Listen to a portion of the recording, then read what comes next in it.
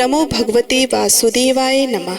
आप सभी का बहुत बहुत स्वागत है। भगवान श्री हरि और भोले जी की कृपा आप पर और आपके परिवार पर सदा सर्वदा बनी रहे। आज मैं आप सभी के समक्ष बैसाख मास के महात्म का अध्याय 10 प्रस्तुत करने जा रही हूँ। बैसाख मास महात्म के प्रथम 9 अध्याय हमारे चैनल पर अपलोड किए हुए हैं, आप उन्हें भी जाकर सुन सकते हैं। वीडियो यदि पसंद आए तो उसे लाइक करें, शेयर करें और चैनल को सब्सक्राइब करें। इस अध्याय में आप सुनेंगे बैसाख मास में छत्रदान करने से हेमकांत के उद्धार का वर्णन। नारद जी कहते हैं, एक समय विदेहराज जनक के घर दोपहर के समय श्रुतदेव नाम से विख्यात एक श्रेष्ठ मुनि पधारे, जो वेदों के ज्ञाता थे। उन्हें देखकर राजा बड़े उल्लास के साथ उठकर खड़े हो गए और मधु पर्क आदि सामग्रियों से उनकी विधि पूर्वक पूजा करके राजा ने उनके चरणों तक को अपने मस्तक पर धारण किया। इस प्रकार स्वागत सत्कार करने के पश्चात जब वो आसन पर विराजमान हुए, तब विदेहराज के प्रश्न के अनुसार बैसाख मास के महात्म का वर्णन करते हुए वो इस प्रकार बोले। श्रुतदेव ने कहा, राजन, जो लोग बैसाख मास में धूप से संतप्त होने वाले महात्मा पुरुषों के ऊपर छाता लगाते हैं, उन्हें अनंत पुण्य की प्राप्ति होती है। इस विषय में एक प्राचीन इतिहास का उदाहरण दिया करते हैं। पहले वंग देश में हेमकांत नाम से विख्यात एक राजा थे। वो कुशकेतु के पुत्र, परम बुद्धिमान और शस्त्रधारियों में श्रेष्ठ थे। एक दिन वो शिकार खेलने में आसक्त होकर एक गहन वन में जा घुसे। वहाँ अनेक प्रकार के मृग और वराह आदि जंतुओं को मारकर जब वो बहुत थक गए, तब दोपहर के समय मुनियों के आश्रम पर आए। उस समय आश्रम पर उत्तम व्रत का पालन करने वाले सच्चरित नाम वाले ऋषि समाधि लगाए बैठे थे, जिन्हें बाहर के कार्यों का कुछ भी ज्ञान नहीं होता था। उन्हें निश्चल बैठे देख राजा को बड़ा क्रोध हुआ और उन्होंने उन महात्माओं को मार डालने का निश्चय किया। तब उन ऋषियों के 10,000 शिष्यों ने राजा को मना करते हुए कहा, ओ खोटी बुद्धि वाले नरेश, हमारे गुरु लोग इस समय समाधि में स्थित हैं। बाहर कहाँ क्या हो रहा है इसको ये नहीं जानते, इसलिए इन पर तुम्हें क्रोध नहीं करना चाहिए। तब राजा ने क्रोध से विहल होकर शिष्यों से कहा, हे द्विज कुमारों, मैं मार्ग से थका मांदा यहाँ आया हूँ, अतः तुम लोग मेरा आतिथ्य करो। राजा के ऐसा कहने पर वो शिष्य बोले, हम लोग भिक्षा मांग कर खाने वाले हैं। गुरुजनों ने हमें किसी के आतिथ्य के लिए आज्ञा नहीं दी है। हम सर्वदा गुरु के अधीन हैं, अतः तुम्हारा आतिथ्य कैसे कर सकते हैं। शिष्यों का यह कोरा उत्तर पाकर राजा ने उन्हें मारने के लिए धनुष उठाया और इस प्रकार कहा, मैंने हिंसक जीवों और लुटेरों के भय आदि से जिनकी अनेकों बार रक्षा की है, जो मेरे दिए हुए दानों पर ही पलते हैं, वो आज मुझे सिखलाने चले हैं। ये मुझे नहीं जानते। ये सभी कृतघ्न और बड़े अभिमानी हैं। इन आताताइयों को मार डालने पर भी मुझे कोई दोष नहीं लगेगा। ऐसे कहकर वो कुपित हो गए और धनुष से बाण छोड़ने लगे। बेचारे शिष्य आश्रम छोड़कर भय से भाग चले। भागने पर भी हेमकांत ने उनका पीछा किया और 300 शिष्यों को मार गिराया। शिष्यों के भाग जाने पर आश्रम पर जो कुछ सामग्री थी उसे राजा के अत्याचारी सैनिकों ने लूट लिया। राजा के अनुमोदन से ही उन्होंने वहाँ इच्छा अनुसार भोजन किया। तत्पश्चात दिन बीतते बीतते राजा सेना के साथ अपनी पुरी में आ गए। राजा कुशकेतु ने जब अपने पुत्र का यह अन्यायपूर्ण कार्य सुना, तब उसे राज्य करने के अयोग्य जानकर उसकी निंदा करते हुए उसे देश निकाला दे दिया। पिता के त्याग देने पर हेमकांत घने वन में चला गया। वहाँ उसने बहुत वर्षों तक निवास किया। ब्रह्म हत्या उसका सदा पीछा करती रहती थी, इसलिए वे कभी भी स्थिरता पूर्वक रह नहीं पाता था। इस प्रकार उस दुष्ट आत्मा के 28 वर्ष व्यतीत हो गए। एक दिन बैसाख मास में जब दोपहर का समय हो रहा था, महामुनि तीर्थ यात्रा के प्रसंग से उस वन में आए। वे धूप से अत्यंत संतप्त और तृषा से बहुत पीड़ित थे, इसलिए किसी वृक्षहीन प्रदेश में मूर्छित होकर गिर पड़े। देव योग्य से हेमकांत उधर आ निकला। उसने मुनि को प्यास से पीड़ित, मूर्छित और थका मांदा देखकर उन पर बड़ी दया की। उसने प्लास के पत्तों से छत्र बनाकर उनके ऊपर आती हुई धूप का निवारण किया। वे स्वयं मुनि के मस्तक पर छाता लगाए हुए खड़ा हुआ और तुम्बी में रखा हुआ जल उनके मुंह में डाला। इस उपचार से मुनि को होश हो आया और उन्होंने क्षत्रिय के दिए हुए पत्ते के छाते को लेकर अपनी व्याकुलता दूर की। उनकी इंद्रियों में कुछ शक्ति आई और वो धीरे धीरे किसी गांव में पहुंच गए। उस पुण्य के प्रभाव से हेमकांत की 300 ब्रह्म हत्याएं नष्ट हो गई। इसी समय यमराज के दूत हेमकांत को लेने के लिए वन में आए। उन्होंने उसके प्राण लेने के लिए संग्रहणी रोग पैदा किया। उस समय प्राण छूटने की पीड़ा से छटपटाते हुए हेमकांत ने 3 अत्यंत भयंकर यमदूतों को देखा, जिनके बाल ऊपर की ओर उठे हुए थे। उस समय अपने कर्मों को याद करके वो चुप हो गया। छत्रदान के प्रभाव से उसको विष्णु भगवान का स्मरण हुआ। उसके स्मरण करने पर महाविष्णु ने विश्वक्सेन से कहा, तुम शीघ्र जाओ और यमदूतों को रोको, हेमकांत की रक्षा करो। अब यह निष्पाप और मेरा भक्त हो गया है, उसे नगर में ले जाकर उसके पिता को सौंप दो। साथ ही मेरे कहने से कुशकेतु को ये समझाओ कि तुम्हारे पुत्र ने अपराधी होने पर भी वैशाख मास में छत्रदान करके एक मुनि की रक्षा की है, अतः वह पाप रहित हो गया है। इस पुण्य के प्रभाव से वह मन और इंद्रियों को अपने वश में रखने वाला, दीर्घायु, शूरता और उदारता आदि गुणों से युक्त तथा तुम्हारे समान गुणवान हो गया है। इसलिए अपने महाबली पुत्र को तुम राज्य का भार संभालने के लिए नियुक्त करो। भगवान विष्णु ने तुम्हें ऐसी ही आज्ञा दी है। इस प्रकार राजा को आदेश देकर हेमकांत को उनके अधीन करके यहाँ लौट आओ। भगवान विष्णु का यह आदेश पाकर महाबली विश्वक्सेन ने हेमकांत के पास आकर यमदूतों को रोका और अपने कल्याणमय हाथों से उसके सब अंगों में स्पर्श किया। भगवत भक्त के स्पर्श से हेमकांत की सारी व्याधि क्षण भर में दूर हो गई। तदंतर विश्वक्सेन उसके साथ राजा की पुरी में गए। उन्हें देखकर महाराज कुशकेतु ने आश्चर्ययुक्त हो भक्ति पूर्वक मस्तक झुकाकर पृथ्वी पर साष्टांग प्रणाम किया और भगवान के पार्षद का अपने घर में प्रवेश कराया। वहाँ नाना प्रकार के स्रोतों से उनकी स्तुति तथा वैभव से उनका पूजन किया। तत्पश्चात महाबली विश्वक्सेन ने अत्यंत प्रसन्न होकर राजा को हेमकांत के विषय में भगवान विष्णु ने जो संदेश दिया था वह सब कह सुनाया। उसे सुनकर कुशकेतु ने पुत्र को राज्य पर बिठा दिया और स्वयं विश्वक्सेन की आज्ञा लेकर पत्नी सहित वन को प्रस्थान किया। तदंतर महामना विश्वक्सेन हेमकांत से पूछकर और उसकी प्रशंसा करके श्वेत द्वीप में भगवान विष्णु के समीप चले गए। तब से राजा हेमकांत वैशाख मास में बताए हुए भगवान की प्रसन्नता को बढ़ाने वाले शुभ धर्मों का प्रतिवर्ष पालन करने लगे। वे ब्राह्मण भक्त, धर्मनिष्ठ, शांत, जितेंद्रिय, सब प्राणियों के प्रति दयालु और संपूर्ण युगों की दीक्षा में स्थित रहकर सब प्रकार की संपदाओं से संपन्न हो गए। उन्होंने पुत्र पौत्र आदि के साथ समस्त भोगों का उपभोग करके भगवान विष्णु का लोक प्राप्त किया। वैशाख मास सुख से साध्य, अतिशय पुण्य प्रदान करने वाला है। पाप रूपी ईंधन को अग्नि की भांति जलाने वाला, परम सुलभ तथा धर्म, अर्थ, काम, मोक्ष चारों पुरुषार्थों को देने वाला है। तो एक बार प्रेम से बोलिए, श्री हरि विष्णु की जय, माता लक्ष्मी की जय, ओम नमः शिवाय। प्रिय दर्शकों, इस प्रकार से वैशाख मास महात्म्य का अध्याय 10 समाप्त हुआ। अब आइए रसपान करते हैं वैशाख मास में सुनी जाने वाली माता सीता की नितनेम की कथा का। माता सीता की ये रोचक लोक कथा आपका दिल जीत लेगी, धन के भंडार भर देगी।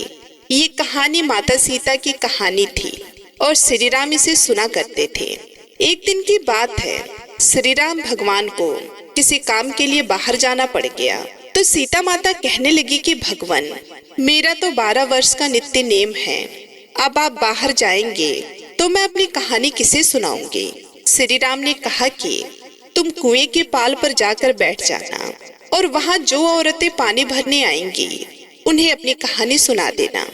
माता सीता कुएं के पाल पर जाकर बैठ जाती हैं। एक स्त्री आई, उसने रेशम की जरी की साड़ी पहन रखी थी और सोने का घड़ा ले रखा था। माता सीता उसे देखती हैं, कहती है कि बहन, मेरा 12 वर्ष का नितनेम सुन लो। पर वह स्त्री बोली कि मैं तुम्हारा नितनेम सुनूंगी तो मुझे घर जाने में देर हो जाएगी और मेरी सास मुझसे लड़ेंगी। उसने कहानी नहीं सुनी और चली गई। उसकी रेशम जरी की साड़ी फट गई। सोने का घड़ा मिट्टी के घड़े में बदल गया। सास ने देखा तो पूछा कि ये किसका दोष अपने सिर लेकर आ गई है। बहू ने कहा कि कुएं पर एक औरत बैठी थी, उसने कहानी सुनने के लिए कहा, लेकिन मैंने सुनी नहीं, जिसका यह फल मिला। बहू की बात सुनकर अगले दिन वे साड़ी और घड़ा लेकर सास कुएं के पाल पर गई। सास को वही माता सीता बैठी मिली तो माता सीता ने कहा कि बहन, मेरी कहानी सुन लीजिए। सास बोली कि एक बार छोड़, मैं तो 4 बार कहानी सुन लूंगी। तब माता सीता ने उस औरत को कहानी सुनाना प्रारंभ किया और कहने लगी कि राम आए लक्ष्मण आए, देश के पुजारी आए, नित नेम का नेम लाए। आओ राम बैठो राम, तपी रसोई जियो राम, माखन मिश्री खाओ राम, दूध बतासा पियो राम, सूत के पलका मोटो राम, साल दुसाला पोटो राम, साल दुसाला ओढ़ो राम। जब बोलू जब राम ही राम, राम सवारे सबके काम, खाली घर भंडार भरेंगे, सबका बेड़ा पार करेंगे। श्री राम जय जय राम। सास बोली कि बहन, कहानी तो बहुत अच्छी लगी। कहानी सुनकर सास घर चली गई और उसकी साड़ी फिर से रेशम जरी की बन गई।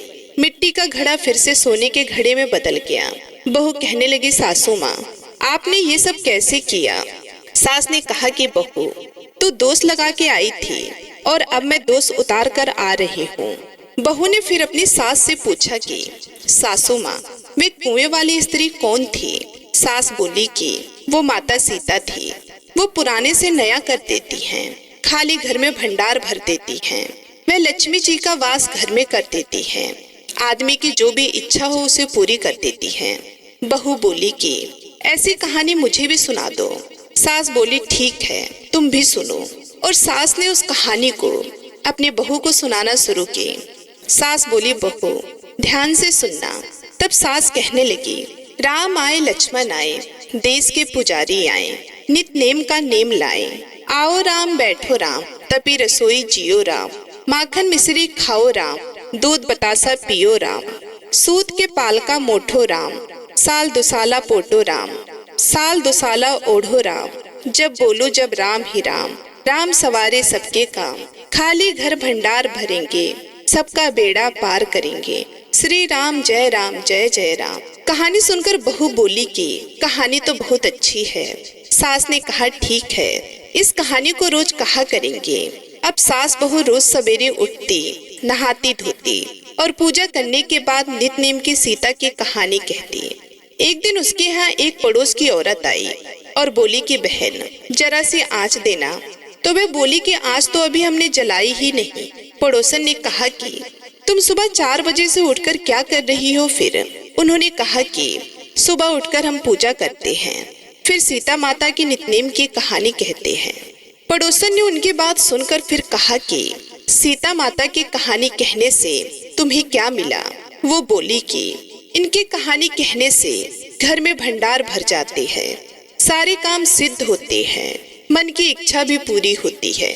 पड़ोसन कहती है कि बहन, ऐसी कहानी तो मुझे भी सुना दो। फिर वह बोली कि ठीक है, तुम भी एक कहानी सुन लो। राम आए लक्ष्मण आए, देश के पुजारी आए, नित नेम का नेम लाए। आओ राम बैठो राम, तपी रसोई जियो राम, माखन मिश्री खाओ राम, दूध बतासा पियो राम, सूत के पालका मोठो राम, साल दुसाला पोटो राम, साल दुसाला ओढ़ो राम। जब बोलो जब राम ही राम, राम सवारे सबके काम, खाली घर भंडार भरेंगे, सबका बेड़ा पार करेंगे। श्री राम जय जय राम। सारी कहानी सुनने के बाद पड़ोसन कहने लगी, बहन, कहानी तो मुझे बहुत अच्छी लगी। अब वह पड़ोसन भी नितनेम सीता माता की कहानी कहने लगी। कहानी कहने से सीता माता ने पड़ोसन के भी भंडार भर दिए। अब तो पूरे मोहल्ले में नितनेम की कथा चल पड़ी। हर किसी की मनोकामना पूरी होने लगी। हे सीता माता, जैसे आपने उनके भंडार भरे, वैसे ही आप हमारे भी भंडार भरना, कहानी सुनने वाले के भी और कहानी कहने वाले के भी। प्रिय भक्तों, उत्तर प्रदेश, बिहार, हिमाचल प्रदेश और हरियाणा के कुछ क्षेत्रों में आज भी ये कथा सीता जयंती पर बड़े चाव से सुनाई जाती है। तो एक बार प्रेम से बोलिए, माता सीता की जय, प्रभु श्री राम की जय। अब आइए दूसरी कहानी माता तुलसी की सुनते हैं। बैसाख महीने में एक बुढ़िया माई थी। वो तुलसी माता को प्रतिदिन सींचती और कहती कि हे तुलसी माता, सत की दाता, मैं तेरा बिरला सींचती हूँ, मुझे बहू दे, पीताम्बर की धोती दे, मीठा मीठा ग्रास दे, बैकुंठ में वास दे, चटक के चाल दे, पटक के मौत दे, चंदन का काठ दे, रानी सा राज दे, दाल भात का भोजन दे, ग्यारस की मौत दे, कृष्ण जी का कंधा दे। प्रिय भक्तों, जब तुलसी माता यह सुनकर सूखने लगी तो भगवान विष्णु ने पूछा कि हे तुलसी, तुम क्यों सूख रही हो? तुलसी माता ने कहा कि हे प्रभु, मैं बहुत बड़ी दुविधा में हूँ। प्रभु विष्णु ने बोला कि हे तुलसी, तुम तो जगत की माता हो, जगत जननी हो, फिर भला तुम कौन सी दुविधा में फंस गई हो? तब तुलसी माता ने कहा कि हे प्रभु, एक बुढ़िया है जो रोज आती है और कहती है कि मुझे बहू दे, पीताम्बर की धोती दे, मीठा मीठा ग्रास दे, बैकुंठ में वास दे, चटक के चाल दे, पटक के मौत दे, चंदन का काठ दे, रानी सा राज दे, दाल भात का भोजन दे, ग्यारस की मौत दे, कृष्ण जी का कंधा दे। वो रोज मेरे पास आती है और यही बात कह जाती है। माता तुलसी की बात सुनकर विष्णु भगवान बोले, हे तुलसी, तू कह के जाती है तो क्या दिक्कत है? जो तुमसे मांग रही है वो दे दो। भगवान विष्णु की बात सुनकर माता तुलसी कहने लगी कि हे प्रभु, मैं सब बात तो पूरा कर दूंगी, लेकिन कृष्ण का कंधा कहाँ से लाऊंगी? तो भगवान बोले, तुम चिंता ना करो, जब वो मरेगी तो मैं अपने आप कंधा दे आऊंगा, तो बुढ़िया माई से कह देना। प्रिय भक्तों, जब बुढ़िया माई मर गई, सब लोग आ गए। जब माई को ले जाने लगे तो वे किसी से ना उठी। तब भगवान एक 12 वर्ष के बालक का रूप धारण करके आए।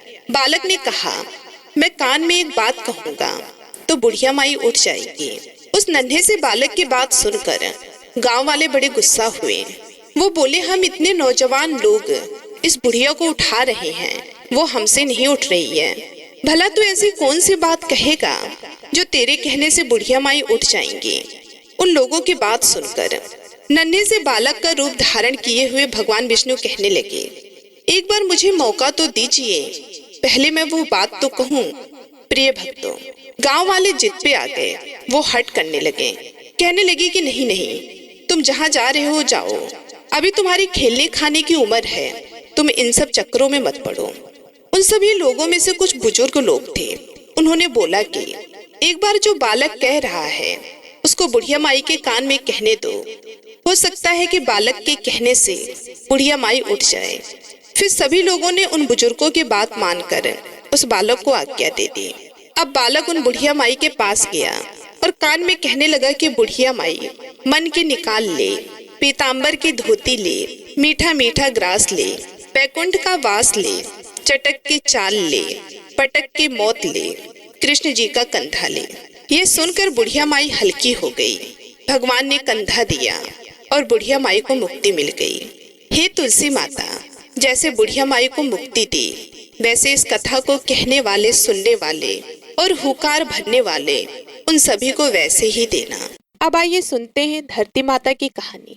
मान्यता के अनुसार हर व्यक्ति को अपने जीवन में धरती माता की कहानी अवश्य सुननी चाहिए। माना जाता है कि मनुष्य ने चाहे कितने भी व्रत, उपवास, पूजा पाठ किए हो, लेकिन धरती माता की कहानी सुनकर उसका उद्यापन ना किया हो तो उसको मरने के बाद जमीन नहीं मिलती। इसलिए जरूरी है कि कार्तिक मास में या फिर बैसाख के महीने में हमें धरती माता की कथा अवश्य सुननी चाहिए, फिर विधि विधान से इसका उद्यापन करना चाहिए। तो आइए सुनते हैं धरती माता की कहानी। प्रेम से बोलो धरती माता की जय हो। एक समय की बात है, एक बूढ़ी महिला रहती थी। उसको धर्म कर्म में बहुत ही रुचि थी। हमेशा दूसरों की सेवा के लिए तैयार रहती थी।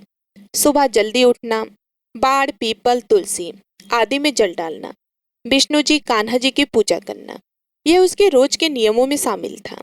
इतना सब कुछ करने के बाद ही दूसरा काम किया करती थी। उसने अपने जीवन में इतना दान किया कि उसका सारा घर खाली हो गया। यहाँ तक कि उसने आवश्यक वस्तुएं भी दान में दे दी। फिर इसी तरह एक दिन उसके अत्यधिक धर्म पुण्य करने के कारण धर्मराज जी का सिंहासन हिलने लगा। तो धर्मराज जी कहने लगे कि ऐसा दानी कौन हो गया है जिसके धर्म पुण्य के कारण मेरा सिंहासन हिल रहा है।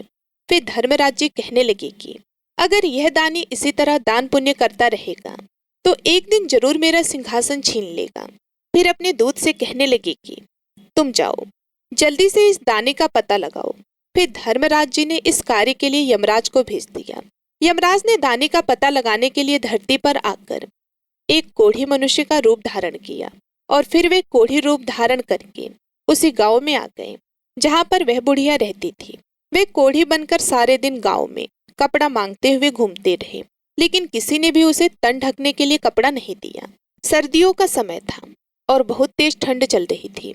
वह आदमी फटे पुराने वस्त्र में घूमते हुए सभी के घरों के आगे आवाज लगाता रहा कि कोई मुझे कपड़ा दे दो, कोई मुझे कपड़ा दे दो, तन ढकने के लिए मेरे पास कुछ नहीं है और इतनी भयंकर ठंड में मेरी जान निकल जाएगी। कोई तो होगा जो मुझ पर दया करे। पर किसी ने उसकी इस बात की परवाह नहीं की। सारा दिन यमराज कोढ़ी का रूप धारण किए घूमता रहा, पर किसी ने भी कपड़ा नहीं दिया। रात होने को आई, तभी वह उस बुढ़िया के घर के आगे से गुजर रहा था तो उसने आवाज लगाई कि कोई मुझे तन ढकने के लिए कपड़ा दे दो। तो उसकी यह आवाज बुढ़िया के कानों में पड़ी तो वह अपनी बहू से कहने लगी कि बहू उठो, जाकर देखो कि बाहर कौन है। मुझे ये किसी मंगते भिखारी की आवाज लगती है। बेचारे को सर्दी लग रही होगी, तुम बाहर जाओ और देखो, उसे पूछो कि उसे क्या चाहिए। तो बहू अपनी सास की बात सुनकर कहने लगी कि माँ जी, अपने द्वार पर तो कोई ना कोई आता जाता ही रहता है मांगने के लिए। ना आप दिन में चैन लेती हैं और ना ही रात में सोने देती हैं।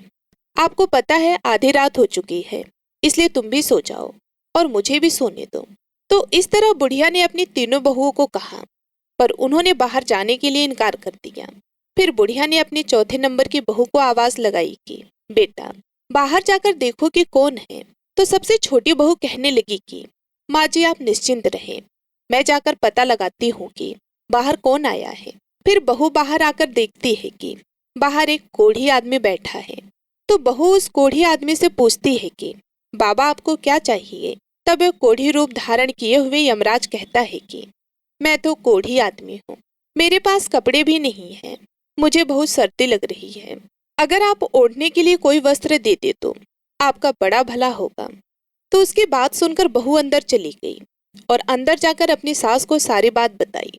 तो बहू की बात सुनकर बुढ़िया माई कहने लगी कि बहू, तेरे पिताजी ने जो कम्बल ओढ़ रखा है उस कंबल को ले जाकर उस कोढ़ी आदमी को दे दो, बेचारा बाहर बैठा है, हम तो कमरे के अंदर हैं।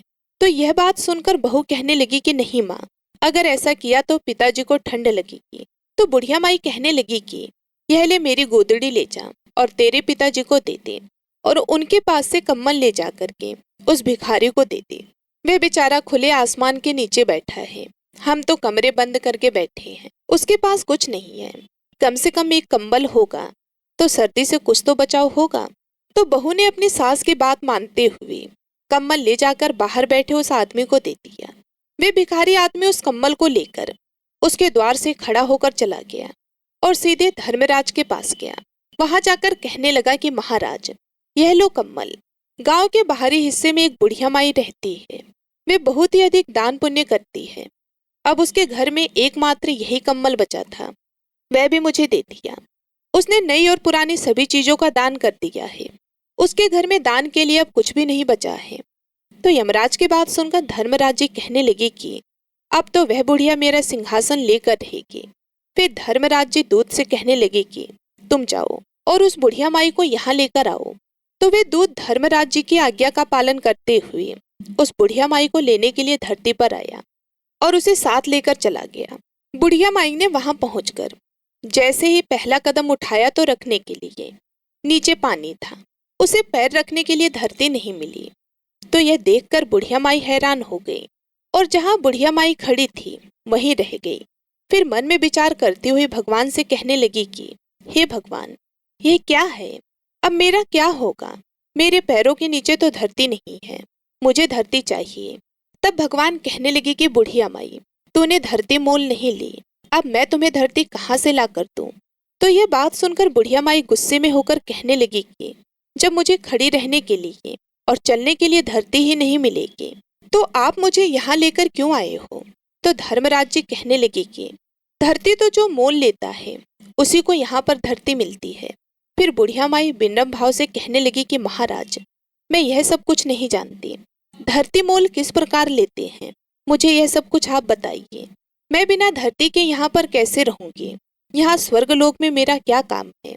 मुझे अब धरती मोल लेने की सारी विधि बताओ और मृत्यु लोक में कुछ समय के लिए वापस भेज दो। फिर मैं धरती मोल लेकर ही आपके दूतों के साथ वापस आऊंगी। यदि मेरे बेटे बहू ने मेरी काया को जला दिया तो फिर मेरे लिए धरती मोल कौन लेगा? कौन धरती माँ की कहानी सुनेगा? फिर तो मैं धरती नहीं ले सकूंगी और ना ही स्वर्ग का आनंद उठा पाऊंगी। तो बुढ़िया माई की बात सुनकर धर्मराज जी मन ही मन विचार करते हुए कहने लगी कि बुढ़िया माई ठीक है, तू जा। फिर ये कहकर धर्मराज जी ने अपने दूतों को बुढ़िया माई के साथ धरती पर भेज दिया। उधर बुढ़िया माई रात में ही मर गई थी और जब सुबह हुई तो बेटे बहू उसके अंतिम संस्कार की तैयारी कर रहे थे। जब संस्कार की तैयारी हो गई तो उसके बेटे अर्थी को उठाकर जाने लगे। अर्थी लेकर आधे रास्ते पहुंचे थे कि बुढ़िया माई कहने लगी कि बेटा तुम मुझे कहाँ लेकर जा रहे हो?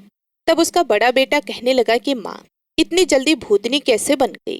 तब बुढ़िया माई कहने लगी कि नहीं बेटा, मैं भूतनी नहीं हूँ, मैं तो तेरी माँ हूँ। मैं 7 दिन के लिए धरती पर आई हूँ और 8वें दिन यहाँ से वापस चली जाऊंगी। मुझे तो धर्मराज जी ने यहाँ पर भेजा है।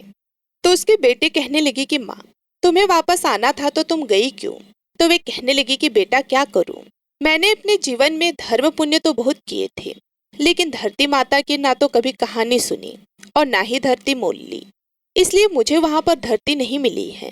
जहां भी मैं पैर रखती हूँ वहां पानी ही पानी हो जाता है।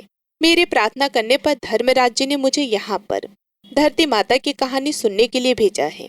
7 दिन कहानी सुनूंगी, फिर इसका उद्यापन करके वापस चली जाऊंगी। तो यह सुनकर उसके बेटे अपनी माँ को घर ले आए। तो घर आकर बुढ़िया माई अपने बेटे से कहने लगी कि बेटा ब्राह्मण को बुलाकर आज से 7 दिन तक मुझे धरती माता की कहानी सुनानी शुरू करो। 7 दिन मैं कहानी सुनूंगी, उसके बाद उसका उद्यापन करके 8वें दिन मैं वापस चली जाऊंगी, फिर दोबारा लौटकर कभी नहीं आऊंगी।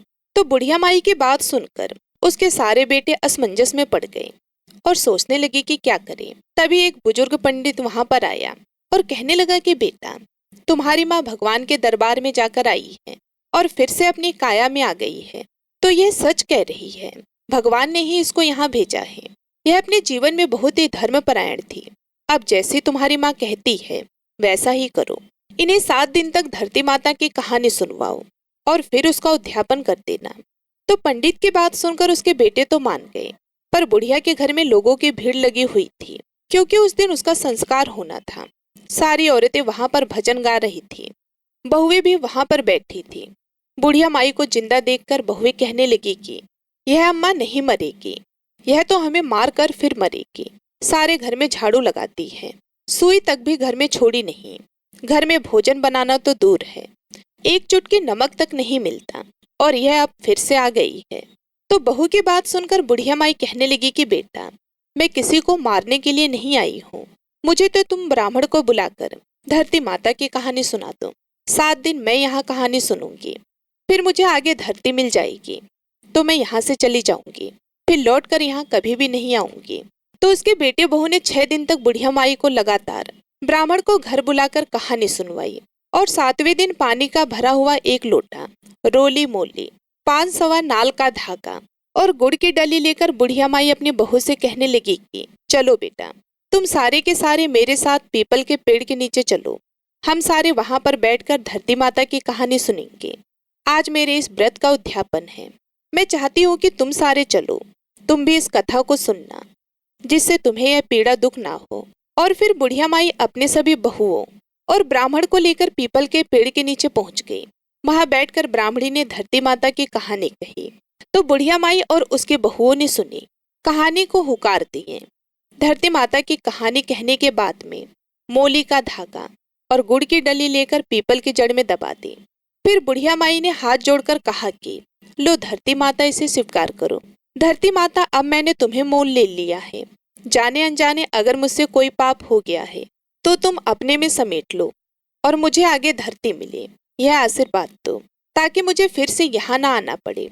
इस प्रकार बुढ़िया माई ने 7 दिन तक धरती माता की कहानी सुनकर उसका उद्यापन कर दिया।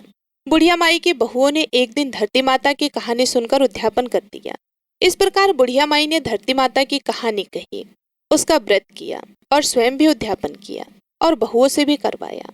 और फिर जब सारी बहुएं घर लौटी तो बुढ़िया माई बहू से कहने लगी कि बेटा, आज तो मेरा आखिरी दिन है, आज मुझे सभी प्रकार का भोजन करा दो, फिर मैं चली जाऊंगी तो वापस लौट कर नहीं आऊंगी।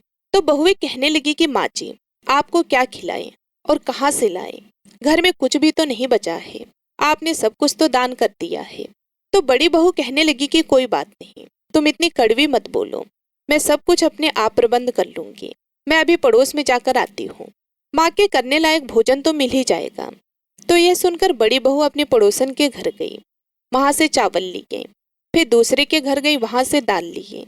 इस तरह कई घरों में जाकर खाने पीने के सामान का प्रबंध करके घर आ गई और अपनी सास को भोजन करवा दिया। तो बुढ़िया माई अपने बेटे बहू से कहने लगी कि बेटा, तुम भी सारे भोजन कर लो। तो सभी ने थोड़ा थोड़ा भोजन कर लिया। तो बुढ़िया माई उनसे कहने लगी कि बेटा, कल सुबह मैं जल्दी सूर्य उदय होने से पहले यहाँ से चली जाऊंगी, अब तुम सारे थक गए होगे तो जाकर सो जाओ। तो सारे बेटे बहू मना करने लगे, पर बुढ़िया माई ने जिद करके उन्हें सोने के लिए भेज दिया। तो बुढ़िया के सारे बेटे बहू जाकर सो गए और निश्चित समय पर भगवान का विमान आया और बुढ़िया माई को लेकर चला गया। आगे वहां जाने पर बुढ़िया माई को धरती मिल गई। अब बुढ़िया माई भगवान से कहने लगी कि भगवान, अब आप मेरी एक इच्छा और पूरी करो। तो भगवान कहने लगी कि तुम्हारी अब कौन सी इच्छा पूरी करूं। तो वे कहने लगी कि मेरे घर में कुछ भी नहीं छोड़कर आई हूँ, मैंने सब कुछ दान कर दिया है, यहाँ तक कि मैंने गुड़ चाय नमक कुछ भी नहीं छोड़ा। अब मेरे मरने के बाद मेरे बेटे बहू मेरा अंतिम संस्कार कैसे करेंगे? जो मैंने दान धर्म किया है उसे 4 गुना करके आप लौटाइए। तो भगवान बोले कि ठीक है, जो भी तूने दान धर्म किया है 4 गुना करके मैं लौटा दूंगा। अब से तेरे बेटे बहू के घर में हर चीज मौजूद होगी। उधर जब सुबह हुई तो छोटी बहू ने उठकर चाय बनाई और चाय लेकर जैसे ही अपनी सासू माँ के कमरे में गई और आवाज लगाई तो उसकी सासू माँ बोली नहीं। तो बहू ने चाय रखकर अपनी सास को हिलाया तो सासू माँ का शरीर तो अकड़ गया था। तो वह अपनी जेठानी के पास गई और कहने लगी कि सासू माँ तो अकड़ के सो गई हैं, कुछ भी नहीं बोल रही, तुम जाओ, तुम ही संभालो। तो उसकी जेठानी बोली कि आज सासू माँ के 7 दिन पूरे हो गए हैं, आज 8वां दिन है, तो सासू माँ को तो जाना ही था। तो वह अपने पति के पास गई और कहने लगी कि माँ जी तो सच में भगवान के घर चली गई हैं। तो उसके सारे बेटे दौड़कर अपनी माँ के पास आए और फिर आंगन में लाकर सुला दिया।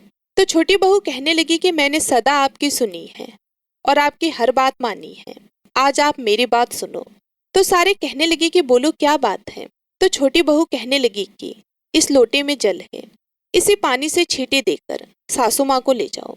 संस्कार के लिए तो 7 दिन पहले ही नहला धुला दिया था, अगर आप फिर से करेंगे और रोएंगे तो यह फिर वापस आ जाएंगी। तुम 4 भाई हो, 5वें की जरूरत नहीं है, इसे जल्दी से उठाओ और फटाफट ले जाकर के जलाओ, जिससे कि इनकी गति हो जाए। तो सारे भाई आपस में बात करने लगे कि पहले भी हम लोगों को इकट्ठा करके शर्मिंदा हो चुके हैं, अब कौन आएगा। सारे के सारे यही कहेंगे कि क्या पता तुम्हारी माँ फिर से जिंदा हो जाए। तो यह सोचकर चारों भाइयों ने अपनी माँ को उठाया और शमशान की ओर चल पड़े। तो रास्ते में पीपल के पेड़ के नीचे बैठी कुछ औरतें कहानी सुन रही थी। तो बुढ़िया माई के बेटे को इस भांति जाते हुए देखकर सारी समझ गई कि एक दूसरे से कहने लगी कि कार्तिक का पावन महीना है, बुढ़िया माई तो मर गई और बहुओं ने भजन तक भी नहीं गाए, चलो हम सब वहां पर भजन गाने के लिए चलते हैं, राम का नाम लेंगे तो बेचारी बुढ़िया को मोक्ष हो जाएगी। यह विचार करके सारी बुढ़िया माई के घर पहुंच गई और जाकर भजन गाने लगी। उधर बुढ़िया माई का दाह संस्कार कर दिया और उसके बेटे घर आ रहे थे। तो उन्हें आता हुआ देखकर भजन गाने वाली औरतों ने बुढ़िया माई के बहुओं से कहा कि आओ जल्दी से यहाँ लाकर दरी बिछा दो। तो सारी की सारी कहने लगी कि जब संस्कार करके वापस आएंगे तभी हम दरी बिछाएंगे, क्या पता हमारी सासू माँ जिंदा होकर वापस आ जाएं। तो भजन गाने वाली औरतें कहने लगी कि यह देखो सारे के सारे लोग आ गए हैं, अब तो दरी बिछा दो। तो दरी बिछा दी और फिर भजन गाने वाली औरतों ने खूब भजन गाए, फिर अपने अपने घर चली गईं। अब दरी पर बैठे बूढ़ी माई के बेटे एक दूसरे के मुंह को ताकने लगे और कहने लगी कि क्या करें, कहाँ से चाय पानी का प्रबंध करें। माँ तो भगवान के घर चली गई और हमारे लिए कुछ भी छोड़कर नहीं गई है। तो अड़ोसी पड़ोसी भी आपस में चर्चा करने लगे कि चलो भाई बुढ़िया माई के परिवार वालों को चाय पानी पिलाकर आते हैं, रोटी पानी खिलाते हैं। आज उनकी माता ने 100 वर्ष पूरे कर लिए हैं। आज तो हमें ही खाना खिलाना पिलाना होगा, कल तो बेचारे अपने आप देख लेंगे। तो उनमें से एक आदमी कहने लगा कि चलो आज मैं जाता हूँ, उन्हें चाय पानी पिलाता हूँ और सबका हाल चाल पूछूंगा और सबका हाल चाल पूछाऊंगा। और फिर उस पड़ोसी ने अपनी पत्नी से कहा कि चाय बनाओ। चाय लेकर वह बुढ़िया माई के घर की ओर चल पड़ा। उधर बुढ़िया माई के बेटे की बड़ी बहू अपने परिवारजनों को चिंतामग्न देखकर घर के अंदर गई और जैसे ही उसने बुढ़िया माई के संदूक को खोला तो वह संदूक रुपयों पैसों से भरा पड़ा था। तो वह देखकर हैरान हो गई। रसोई में गई तो वहां आटे के बोरे, गुड़, खांड, खाने पीने का सारा सामान मौजूद था। सब्जियां, मसाले, सब कुछ पड़ा था। उनकी रसोई सारी सामग्रियों से युक्त थी। तो ये देखकर बहू बहुत ही खुश हुई। सोचने लगी कि माँ अपने बेटे पोतों के लिए बहुत दान धर्म करती थी और अपने घर में भी वह धन वापस देकर गई है। यह सोचकर खुशी खुशी बाहर आई और अपने पति से कहने लगी कि आप एक बार अंदर जाइए। तो उसका पति कहने लगा कि अभी तो माँ का संस्कार करके आए हैं, कैसे तो घर के अंदर जाएं और कैसे घर के बाहर जाएं। तो बहू कहने लगी कि मैंने आपको स्नान करने के लिए पानी डाल दिया है, आप जल्दी से स्नान करो और अंदर जाओ, हमें बाहर जाने की कोई जरूरत नहीं है। तो यह सुनकर उसके पति ने स्नान किया और फिर अंदर गया। अपनी पत्नी के कहे अनुसार संदूक को खोला तो देखा उसके अंदर तो खूब सारे रुपए पड़े थे। तो उसकी पत्नी कहने लगी कि अब चलो रसोई घर में। तो रसोई घर में जाकर देखा तो रसोई में खाने का सारा प्रबंध था। तो देखकर उसका पति हैरान हो गया और अपनी पत्नी से कहने लगा कि माँ तो हमें बहुत सारा धन देकर गई है। तो फिर दोनों पति पत्नी बाहर आए अपने भाइयों को, और बहू ने अपनी देवरानियों से कहा कि चाय बनाओ, चावल बनाओ और रोटी सब्जी बनाओ। संस्कार के बाद जब घर आते हैं तो कांधियों के लिए चावल बनाने होते हैं। तो उसकी देवरानियां कहने लगी कि जिठानी जी, हमारे घर में तो कुछ भी नहीं है। तो उसकी जिठानी बोली कि तुम घर के अंदर जाओ और देखो कि क्या है क्या नहीं है। तो यह सुनकर सारी बहुएं अंदर गई तो देखा कि रसोई में सारा सामान पड़ा था। फिर वे सारे अपने अपने कमरों में गई। सभी ने अपने अपने संदूक खोले। बड़ी बहू के संदूक में 4 गुना धन था, बाकी सबके संदूक में थोड़ा थोड़ा, और छोटी बहू के संदूक में कुछ भी नहीं था। जैसा पहले था वैसे ही अब पड़ा था, क्योंकि उसने कभी भी बुढ़िया माई की सेवा नहीं की थी और ना ही कभी मीठे शब्दों में बातचीत की थी। तो उसी समय उसका पड़ोसी चाय लेकर उनके घर आया तो देखता है कि उनके चूल्हे में तो आग जल रही थी, कहीं सब्जी बन रही थी, कहीं चाय, कहीं रोटी, कहीं दाल पक रही थी। तो यह देखकर उनका पड़ोसी तो हैरान हो गया और सोचने लगा कि इनका काम तो अच्छे से चल रहा है। ऐसा मन में विचार करता हुआ वह पड़ोसी बुढ़िया माई के बेटों से कहने लगा कि मैं तो आपके लिए चाय लेकर आया था और आप तो चाय बना रहे हैं। तो बुढ़िया माई का बेटा बोला कि चाय तो दे दो, परंतु रोटी मत लाना, क्योंकि रोटी तो यह देखो हमारे घर में बनाई जा रही है। हमारी माँ हमें सब कुछ देकर गई है, उसने हमारे लिए दान पुण्य किया था और आज वे हमें सब कुछ मिल गया है। आज हमारे घर में अन्न और धन की कोई कमी नहीं है। हे धरती माता, जैसे आपने बुढ़िया माई का अगला और पिछला सुधार किया, वैसे ही सबका सुधारना।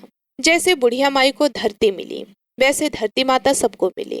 जो भी औरतें व्रत रखे, दान पुण्य करें, धरती माता की कथा सुने, उनकी 7 पीढ़ियां राज करें। बोलो धरती माता की जय हो। उम्मीद करती हूँ आज की ये वीडियो आप सभी लोगों को बेहद ही पसंद आई होगी। यदि हमारी वीडियो आप सभी लोगों को पसंद आई तो वीडियो को लाइक करके चैनल को सब्सक्राइब करना मत भूलिएगा। साथ ही कमेंट बॉक्स में जय श्री हरि विष्णु जरूर लिखिएगा। मिलती हूँ अगले वीडियो में, तब तक के लिए आप सभी को नमस्कार।